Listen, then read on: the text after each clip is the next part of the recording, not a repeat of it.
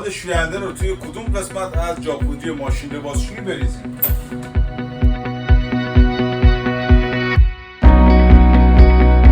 توی برندهای پوش سیمنس دو مدل جاپودری داریم، جاپودری معمولی و جاپودری آیدوس.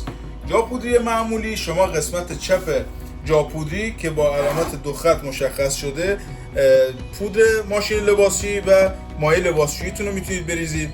توی قسمت وسط که علامت گل هستش نرم کننده ماشین لباسشوییتون میدید که به آرومی توسط دستگاه مصرف میشه.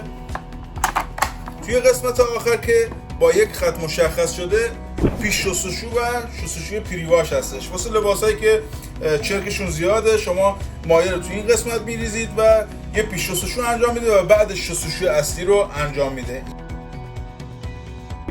توی جاپودریایی که آیدوس هستن قسمت چپ جاپودری جای پودر ماشین لباسشویی و توی این قسمت که علامت گل هستش نیم لیتر مایع نرم کننده لباس و توی این قسمت که علامت مایع لباسشویی هست 1.5 لیتر مایع لباسشویی رو تا این قسمت که ماکسیموم زده پر میکنید و به صورت اتوماتیک به میزان لباسی که توی لباسشویی هست و چرکی که لباسا دارن مواد رو مصرف میکنن. بعد از اتمام مواد شوینده روی قسمت درب جاپودری اون علامت‌های روی جاپودری اگر روشن بشن مواد شوینده شما تموم شده و باید این دو قسمت رو شارژ بکنید.